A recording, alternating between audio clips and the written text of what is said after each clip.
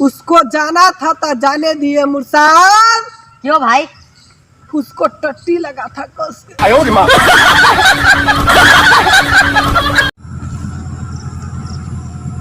ए भाई कहाँ गेलो? जेल में कथी करे? दुकान खोले। जेल में दुकान खोले गेलो कथी के? हरे अपन दोसर के वो रात में।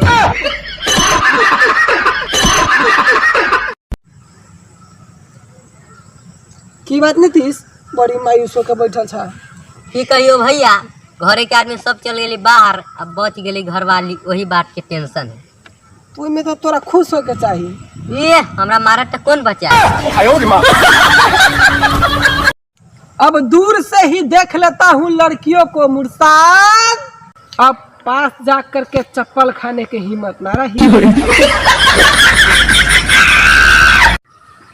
भाई हाँ, मुझे कल एक लड़की ने साउथ फिल्म के हीरो बना दी। सच में? अरे यार घुमा फिरा कर कलुआ ही बोल दी।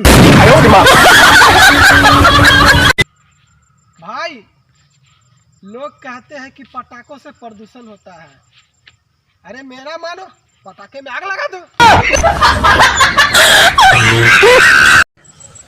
भाई लोग, आप लोग से विनती है, दीपावली अपने फुलझड़ी के साथ ही मनाए, किसी के पटाखे पर ध्यान न दे। गोली मारने का मन कर रहा है।